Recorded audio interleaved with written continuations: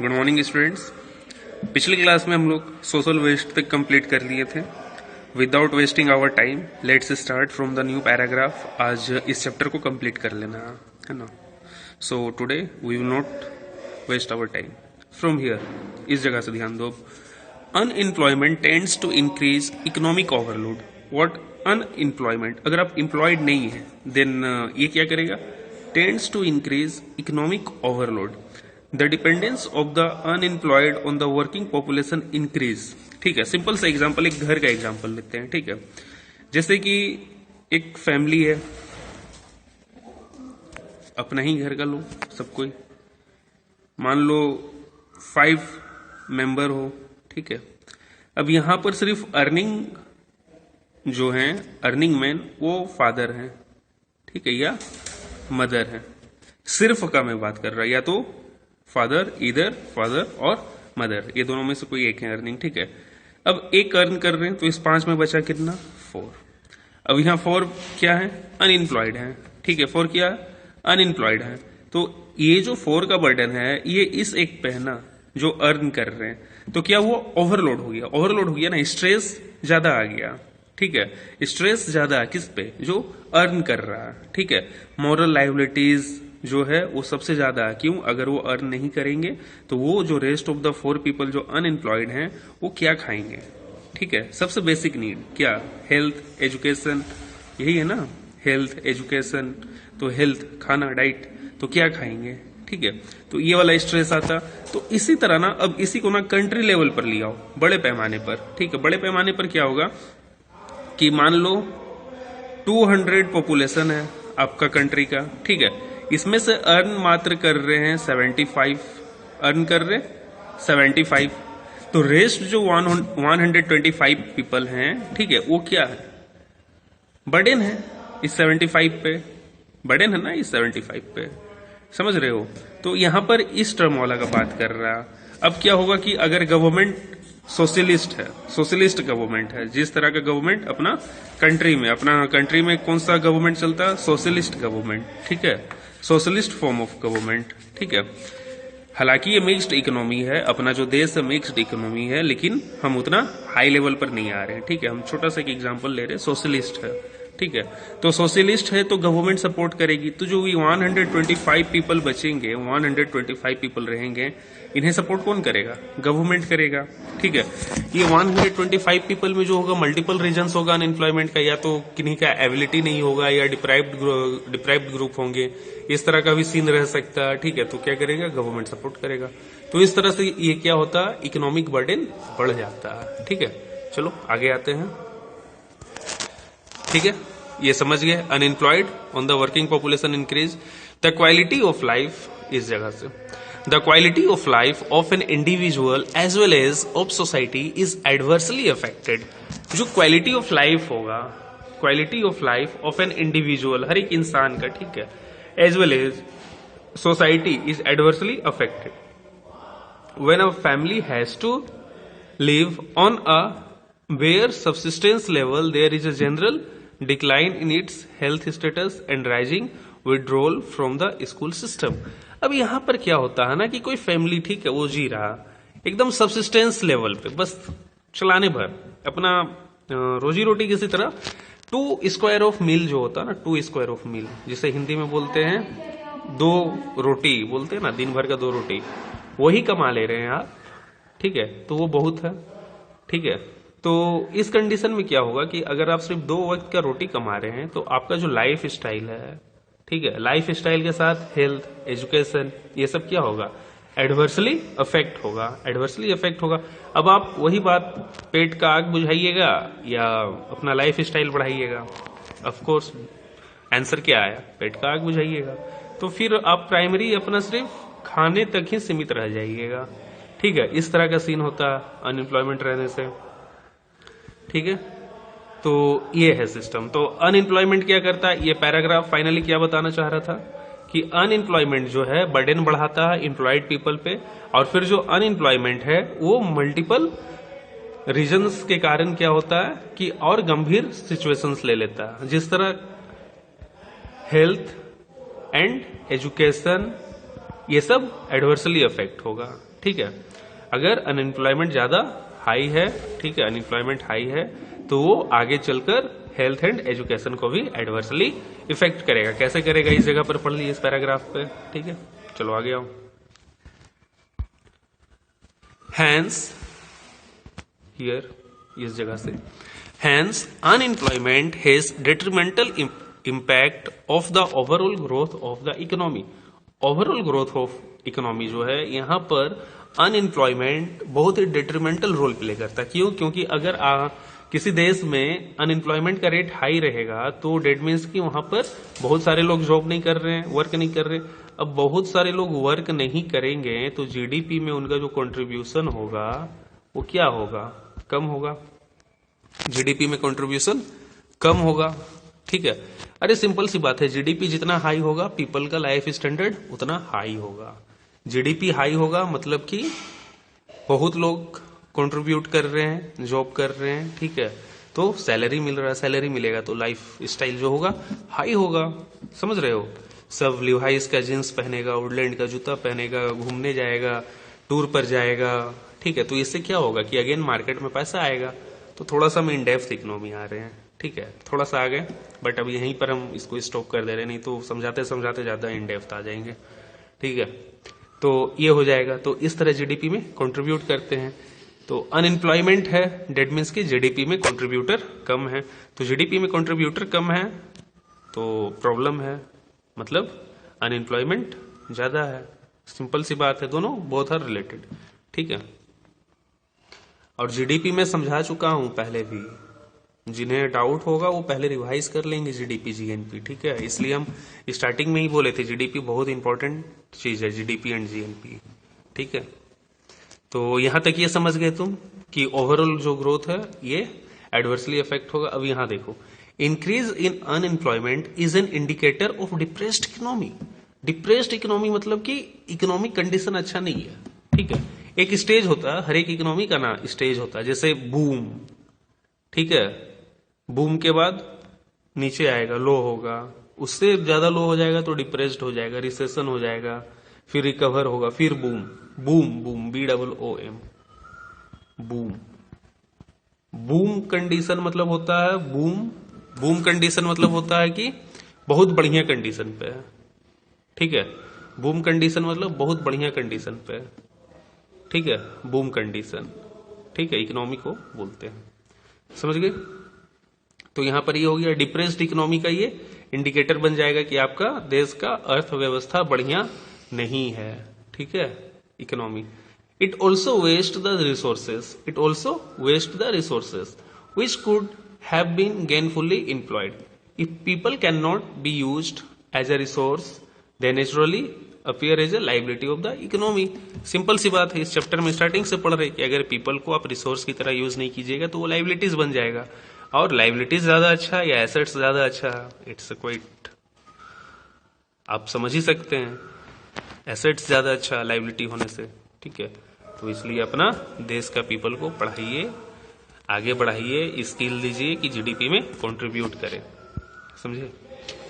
चलो अब आ जाओ वहां तक, जो जनरल ओवरऑल व्यू था, जनरल ये सब व्यू था। ठीक है, अब क्या है कि इन केस ऑफ इंडिया, अब इंडिया के कंसर्न में पढ़ते हैं इस जगह से, इन केस ऑफ इंडिया। ठीक है, statistically the unemployment rate is low. Bharat में अनएम्प्लॉयमेंट रेट लो है। ठीक है, लो है। ये पहले का है, ये पहले का सीन है। अभी कोविड-19 के कारण अनएम्प्लॉयमेंट रेट थोड़ा सा बढ़ जाएगा। ठीक है, तो ये तो नेचुरल डिजास्टर हो गया। ठीक है, ऐसे भी भारत में प्रेजेंटली जो था अनएम्प्लॉयमेंट रेट थोड़ा हाई था। क्यों? क्योंकि ग्लोबल रिसेशन के कारण। ग्लोबल रिसेशन मतलब कि इकोनॉमिक, कैसे समझाया? अच्छा चलो डेप्थ में ही बता देता हूँ। जो इकोनॉमिक ग्रोथ है ना पूरे वर्ल्ड लेवल पर, मतलब हर एक कंट्री का जीडीपी जो है ना कलेक्टिवली मिला देंगे तो वो ग्लोबल इकोनॉमी बन जाएगा। तो ग्लोबल इकोनॉमी का रिसेशन मतलब कि ग्लोबल इकोनॉमी जो है वो ग्रो नहीं कर रहा। ठीक है, वो डाउनफॉल कर रहा। तो जब ग्लोबल इकोनॉमी डाउनफॉल कर रहा है तो इंडिया तो ग्लोब से बाहर नहीं है, तो इंडिया का भी इकोनॉमी डाउनफॉल होगा। ठीक है, तो ये डाउनफॉल के कारण अभी पिछले कुछ दिनों से 6-7 महीना से भारत में जो था अनएम्प्लॉयमेंट का रेट थोड़ा सा हाई था। ये जो मैं बोल रहा हूँ ये करंट सिनेरियो बोल रहा हूँ, करंट, ठीक है। न्यूज़पेपर वगैरह अगर पढ़ते होगे तो तुम लोग को थोड़ा सा आइडिया होगा, ठीक है। और नहीं पढ़ते होगे तो पढ़ने का आदत डाल लो। एसएसटी में पता न्यूज़पेपर पढ़ोगे ना, बहुत मजा आएगा, सब चीज समझ में आएगा। बस ऐसा लगेगा कि अरे यार जो पढ़ रहे वो तो हो ही रहा, सब हो रहा, और इंटरेस्ट बढ़ेगा, समझे। खैर अपार्ट फ्रॉम दिस आ जाओ बुक पे। तो जो इंडिया में है अनएम्प्लॉयमेंट रेट लो है, ऐसा बुक बोल रहा। A large number of people presented with low income and productivity are counted as employed, ठीक है। अब क्या लिखता है, a large number of people represented with low income, बहुत सारे लोग हैं जो लो इनकम में काउंट हुए, ठीक है, लो इनकम में काउंट हुए, and productivity are counted as employed. और जो प्रोडक्टिविटी है वो किस लेवल, किस मेजरमेंट पे मेजर करते हैं, एम्प्लॉयमेंट के मेजरमेंट पे।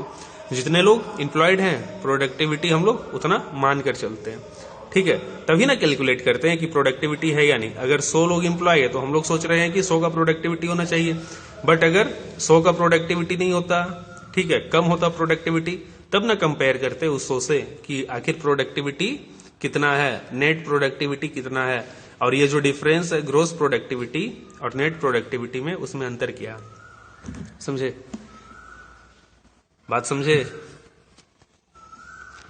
ठीक है। यहां तक हो गया। अब देखो यहां पर, they appear to work throughout the year but in term of their potential and income it is not adequate for them. अब लो इनकम जो कैटेगरी है वो लोग तो पूरा साल वर्क कर रहे हैं, हार्ड वर्क कर रहे हैं, ठीक है, लेकिन they work to appear throughout the year but in term of their potential and income it is not adequate, but उनका जरूरत के हिसाब से ये एडिक्वेट नहीं है। The work that they are pursuing seems forced upon them. जो काम वो लोग कर रहे हैं वो लगता है कि बस उन लोगों पे फोर्स्ड करके करवाया जा रहा है। क्यों? क्योंकि उनसे उनका जो लाइफ स्टैंडर्ड है वो फुलफिल हो ही नहीं पा रहा, लाइफ स्टैंडर्ड जो फुलफिल हो ही नहीं पा रहा, ठीक है। बात समझ रहे हो मेरा, कि जितना आपको जरूरत है सैलरी का, बेसिक नीड्स का, ठीक है, उतना आपके पास पर्याप्त नहीं हो पा रहा। आप जॉब कर रहे हैं लेकिन आपको अपना घर चलाने के लिए 100 रुपए की जरूरत है पर दिन का, तो आपके पास मात्र 70 रुपए या 80 रुपए ही आ पा रहे हैं, ठीक है। लेकिन देखा क्या जा रहा है कि आप एम्प्लॉयड हैं, एम्प्लॉयड तो हैं बट आपका जो बेसिक नीड्स है, ठीक है, वो फुलफिल हो रहा है, नहीं हो रहा, ठीक है। तो ये वाला सिचुएशन का बात कर रहा है ये, समझे। चलो आगे आ जाओ। They may therefore want other work for their choice, ठीक है। अब अदर वर्क भी करना होगा, जैसे मान लो मैं हूं, ठीक है, मेरा जो इनकम है, नहीं इनकम नहीं, पहले देखो, पहले जो मेरा खर्च है वो 100 रुपए है पर डे, मान लो है नहीं, ठीक है, 100 रुपए पर डे का है, ठीक है, खर्च मेरा। अब क्या हो रहा है कि मैं अर्न कर पा रहा हूं 70 रुपीज, ठीक है, 70 रुपीज। तो भाई ये 30 रुपीज डेप्रिसिएट कर रहा ना, 30 रुपीज कौन आएगा, कहां से आएगा, कोई तो दान देकर जाएगा नहीं, ठीक है, और दान ले भी क्यों, ठीक है, तो ये 30 रुपीज आएगा कहां से। तो अब मैं सोचूंगा कि यार कुछ एक्स्ट्रा वर्क कर लूं, है ना, कुछ एक्स्ट्रा कर लूं कि जिससे और जो ये डेप्रिसिएट कर रहा है अमाउंट 30 रुपीज वो फुलफिल हो जाए। तो फिर मैं ऐसा जॉब करूंगा अपना चॉइस का जो मुझे पसंद आए, कि जिसमें मैं एडिशनली कर सकता हूं, ठीक है। अब देखो, poor people can not afford to sit idle, line, ये लाइन देखो, poor people can not afford to sit idle, they tend to engage in any activity irrespective of its earning potential, ठीक है। वो लोग काम करते रहते हैं, बैठे नहीं रहते हैं, ठीक है, बैठे नहीं रहते हैं, काम करते ही रहना, कुछ ना कुछ करते रहना, तभी ना पैसा आएगा। कुछ नहीं करेंगे बैठे बैठे क्या आएगा, कुछ नहीं आएगा। एक तो उसी तरह ये लोग पुअर हैं, ठीक है, पुअर हैं। अब पुअर के साथ साथ बैठे रहे, पैसा ना आए तो वो भी दिक्कत। आज का डेट में तो भैया पैसा, जिस तरह ऑक्सीजन जितना जरूरत है उतना जरूरत मनी है, फैक्ट है, डिनाई नहीं कर सकते, ठीक है।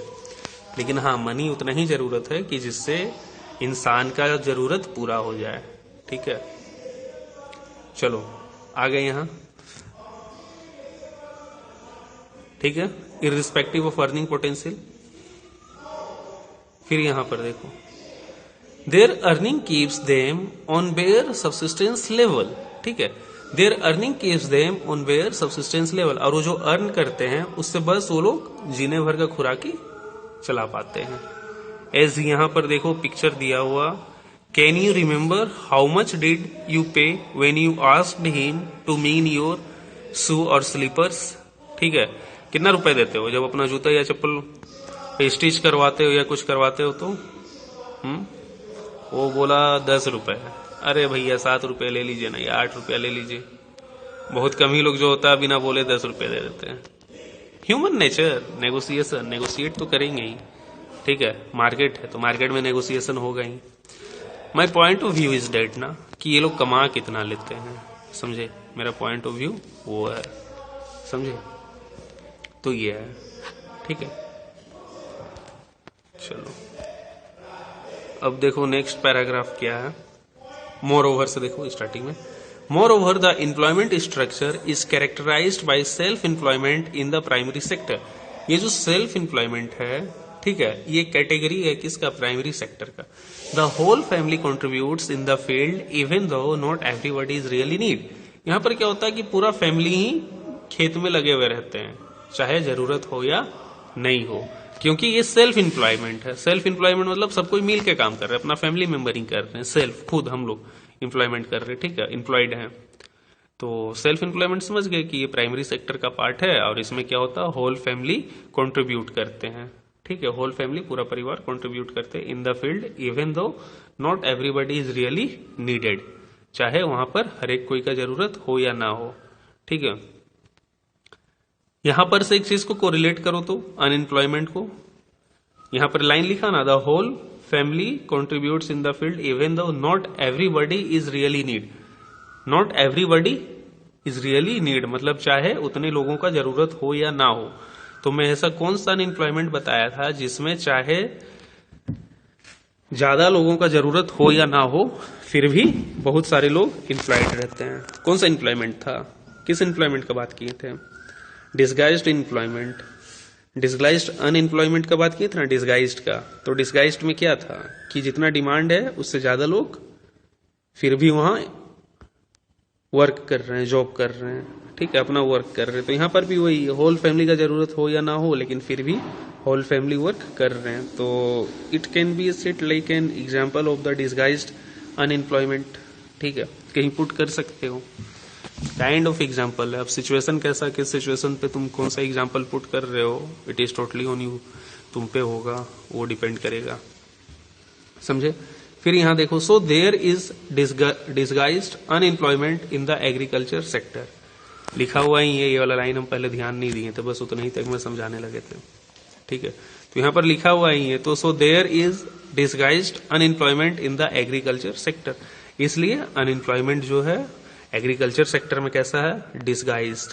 तो disguised unemployment sector in agriculture. But the entire family shares what has been produced.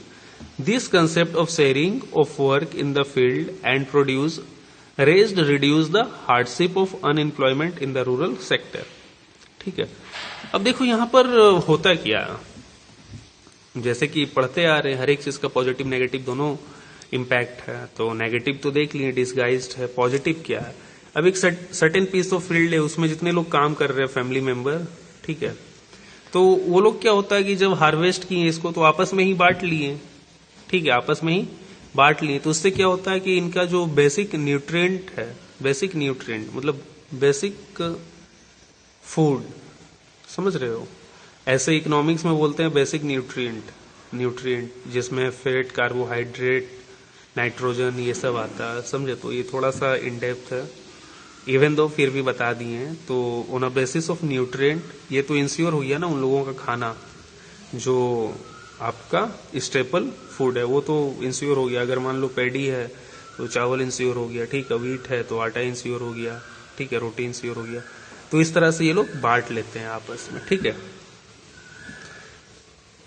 वही लिखा हुआ है यहाँ पर कि work in the field and produce rest reduce, देखो यहाँ पर लिखा reduces the hardship of unemployment in rural sector.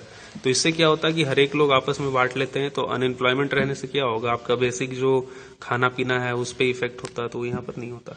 But this does not reduce the poverty of the family, लेकिन पॉवर्टी रिड्यूस नहीं होता। Gradually surplus labour from every household tends to migrate from village in search of job, ठीक है। फिर जो वहां का surplus labour रहता है वो माइग्रेट करता है, ठीक है, from the village in search of job. Bihar से बहुत सारे लोग माइग्रेटर हैं जॉब के लिए, ठीक है, लेबर क्लास का, पंजाब वगैरह जाते हैं, ठीक है। Let us discuss about the employment scenario in the 3 sector mentioned earlier. अब हम लोग हर एक सेक्टर को सेपरेटली स्टडी करेंगे कि क्या क्या है, ठीक है। Agriculture is the most labour absorbing sector in the economy, agriculture में सबसे ज्यादा लेबर लगता है। In recent years there has been decline in the dependence of the population on agriculture partly because of disguised unemployment discussed earlier.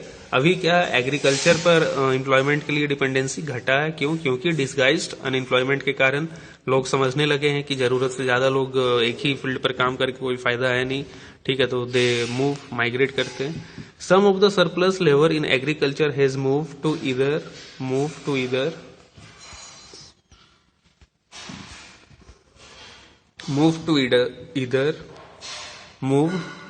Either secondary और tertiary sector. तो of course जो primary sector वाले labour हैं तो वो कहाँ move करेंगे, secondary या टर्सरी सेक्टर। सेकेंडरी क्या हो गया, फैक्ट्री वगैरह में, ठीक है, और टर्सरी क्या हो गया, सर्विस देगा मतलब या तो ट्रांसपोर्टेशन सर्विस देगा, तो ट्रांसपोर्टेशन सर्विस में तो मालिक बन नहीं जाएगा गाड़ी का, तो गाड़ी का ड्राइवर रहा या खलासी रहा, इस तरह का काम वगैरह चलता रहा, समझे। In the secondary sector small scale manufacturing is the most labour absorbing. In case of tertiary sector, various new services are now appearing like biotechnology, information technology and so on. तो जो गांव से माइग्रेट की, अगर वो लोग पढ़े हुए हैं तो कुछ कंप्यूटर से रिलेटेड वर्क कर लेंगे, ठीक है, या कोई डिप्लोमा किया हुआ बायोटेक्नोलॉजी कर लेगा, ठीक है, एंड सो ऑन। और जो लोग पढ़े हुए नहीं है तो वो क्या करेंगे, एट द एंड फिर वो लोग कुछ छोटा मोटा काम ही करेंगे वहां भी जाके, ठीक है। तो ये हो गया भाई सीन। अब यहाँ पर देखो एक स्टोरी ऑफ विलेज है, यहाँ स्टोरी ऑफ विलेज यही है, मैं बता दे रहा हूँ, ठीक है, पढ़ के अननेसेसरी टाइम किल करने से फायदा है नहीं, ठीक है। ये स्टोरी ऑफ विलेज यही है कि पहले जो एक विलेज रहता है वो सेल्फ सफिशियंसी रहता है, कि मतलब सारे लोग विलेज पर एक दूसरे पे डिपेंडेंट रहते हैं, ठीक है, सब फैमिली वाले लोग मिलके काम करते हैं, एक दूसरे को सपोर्ट करते हैं, ठीक है। यहाँ पर लिखा हुआ होगा, देखो, member making their own clothes, देखो यहाँ पर लिखा हुआ, ये देखो Each family met its needs by the member making their own clothes and teaching their own children. सब अपना काम करते थे। अब आस्ते आस्ते क्या हुआ, एक आदमी अपना बच्चा को एग्रीकल्चर कॉलेज भेजा पढ़ने के लिए, ठीक है, तो वहां पर एग्रो इंजीनियरिंग किया। एग्रो इंजीनियरिंग मतलब इंजीनियरिंग इन एग्रीकल्चर, तो सॉइल वगैरह का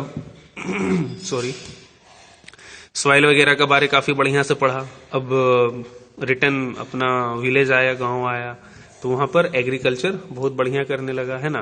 तो उससे क्या हुआ, इंक्रीज हो गया यील्ड ऑफ वीट में इजाफा हो गया, बढ़ गया। तो इस तरह से new job agro engineering create किया फील्ड इन द विलेज, ठीक है, विलेज का वेलफेयर में एग्रो इंजीनियरिंग काम आया, ठीक है। अब इसी तरह क्या हुआ कि जब एक इंसान भेजा तो वहां पर गांव वालों को लगा कि स्कूल गांव में होना चाहिए और हम लोगों का बच्चा भी पढ़ना चाहिए। तो सब पंचायत मीटिंग किया, ग्राम सभा वाला। तो ग्राम सभा में जो मुखिया जी थे वो मुखिया जी स्कूल खुलवा दिए सरकार का मदद से, और सब कोई कमिट किया कि नहीं मुखिया जी हम लोग भेजेंगे, ठीक है। तो सब कोई भेजा पढ़ने। तो अब उसी में से क्या हुआ कि एक चिल्ड्रेन जो थी यहाँ पर, ये डॉक्टर थी, ठीक है, एक की बेटी थी, तो वो अपना बेटी को सिलाई बुनाई सिखा दिया, टेलरिंग। अब टेलरिंग सीख गई वो लड़की, तो वो स्टिच करने लगी, सिलाई बुनाई करने लगी, ठीक है, कपड़ा उपड़ा सिलने लगी। तो अच्छा टैलेंट उसमें आ गया, स्किल आ गया, तो बहुत अच्छा कपड़ा सिलने लगी। तो पहले जो विलेज के लोग थे वो माइग्रेट करते थे शहर की ओर, ठीक है, कपड़ा उपड़ा खरीदने के लिए। माइग्रेट नहीं बोलेंगे, सॉरी, इसको बोलेंगे मूव करते थे, घूमने फिरने जाते थे ना। माइग्रेट दूसरे टर्म में बोलेंगे, उतना इन डेप्थ आने की जरूरत नहीं है, क्योंकि फिर तुम दूसरे के सामने एक्सप्लेन नहीं करोगे उसको कि माइग्रेशन किस तरह से होगा, ठीक है। तो मूव करेंगे, घूमने फिरने शहर में जाएंगे, शहर से क्या होगा, नया कपड़ा उपड़ा लाएंगे, ठीक है। तो इससे क्या हुआ, एक दूसरा वहां पर रोजगार खुल गया, ठीक है। तो अब इससे क्या हुआ कि अब वो लोग को शहर जाना नहीं पड़ता था, गांव में ही खरीद लेते थे, समय भी बचा, ठीक है। तो इस तरह से वो गांव में आस्ते आस्ते स्किल बढ़ा और गांव क्या हुआ, सब कोई आस्ते आस्ते पढ़ाने लगा, स्किल बढ़ने लगा। तो अब आस्ते आस्ते गांव में बहुत सारा जॉब अपॉर्चुनिटीज हो गया, ठीक है, जॉब अपॉर्चुनिटीज हो गया। तो इसी तरह ये विलेज का स्टोरी समाप्त हुआ। इफ यू थिंक कि अगर आपको लगता है कि आप एक बार पढ़ो, in fact I will tell you, मैं तुम्हें सजेस्ट करूंगा कि एक बार तुम पढ़ लो। मैं बता चुका हूं कहानी क्या है, एक बार तुम पढ़ लो, वीडियो रिवाइज करना, ठीक है, पीछे जाना पाउच करके वो सारा पढ़ लो या अपना बुक से एक बार फिर पढ़ लो। ओवरऑल जो इस स्टोरी में है वो मैं बता दिया हूँ, ठीक है। तो टुडे चैप्टर कंप्लीटेड, तो ये कंप्लीट हो गया ह्यूमन रिसोर्स, है ना भाई। बहुत 6-7 लेक्चर लग गया, टाइम लग गया, है ना। ये आज खत्म हो गया, पीपल एज रिसोर्सेस, ठीक है। तो अब आप लोग क्या करोगे, पीपल एज रिसोर्सेस में जो है अच्छा से रिवाइज करोगे, ठीक है, अच्छा से रिवाइज करोगे, है ना, अच्छा से रिवाइज करोगे, नोट्स बनाओगे, फ्लो चार्ट बनाओगे, सारे चीज का कनेक्टिविटी लाओगे और रिवाइज करोगे, क्वेश्चन आंसर अपडेट करोगे। नोट्स तुम लोग बनाना, है ना, बार बार हम बोल रहे हैं नोट्स बनाना, क्योंकि याद जब एग्जामिनेशन आ जाएगा ना तो उस समय याद करने में काफी आसानी रहेगा, है ना। क्योंकि इतना वर्ड तो नहीं ना याद करोगे, वर्ड तो याद करोगे नहीं, कहानी तो खुद से बनाकर लिखना। तो जो जो मेन पॉइंट है, मेन टर्म्स, वो सब आना चाहिए, है ना, वो सब तुम पुट करोगे और खुद से लिखोगे। तो लिखने का भी प्रैक्टिस करो, ग्रामर थोड़ा बहुत पढ़ लिया करो। जैसे सब्जेक्ट वर्ब एग्रीमेंट हुआ कि सिंगुलर नाउन है तो उसके साथ वर्ब कौन सा लगेगा, इस तरह की चीजें, कि बेसिक ग्रामर गलती ना हो, क्योंकि ये सब गलती नहीं होना चाहिए, बेसिक चीज, ठीक है, तब नंबर मिल जाएगा। और बेसिक चीज भी गलत कर दोगे, अब जहां इज लगाना वहां लगाओगे हैव, तो ऑफकोर्स गलत होगा। इनफैक्ट पूरा सेंटेंस का मीनिंग ही चेंज हो जाएगा, है ना, तब्दील हो जाएगा पूरा उसका अर्थ ही, तो गलत हो जाएगा। तो आप लोग पढ़ो, ठीक है, मेहनत करो और अपने आप में, अपने आप से कम्पिटेट करो, अपने आप से अच्छा बनने की कोशिश करो। किसी दूसरा से मत कंपेयर करो कि वो कितना कर रहा, कितना नहीं कर रहा। अपने आप से कम्पिटेट करो कि कल मैं कितना पढ़ा था, आज मैं कितना पढ़ा हूँ, ठीक है। तो इस तरह से पढ़ाई करो। ये चैप्टर खत्म, अब देखते हैं कल क्या चैप्टर उठाएंगे, ठीक है। अगर तुम लोगों का कोई विश है कि स्पेशली सर इस टॉपिक पे ये चैप्टर पढ़ा दीजिए, तो व्हाट्सएप करना, व्हाट्सएप कर देना सर को, मैं वही चैप्टर स्टार्ट कर दूंगा। और नहीं तो फिर मैं अपने मन से देखूंगा क्या स्टार्ट करूं, किसमें पीछे हैं और हम लोग अभी, ठीक है। ज्योग्राफी तो नहीं करूंगा, ज्योग्राफी क्योंकि काफी आगे निकले हुए, मात्र 2 ही चैप्टर आई थिंक बाकी होगा, 2 या 3 चैप्टर और देखता हूँ फिर कहाँ क्या करेंगे। ओके, चलो, थैंक यू, बाय।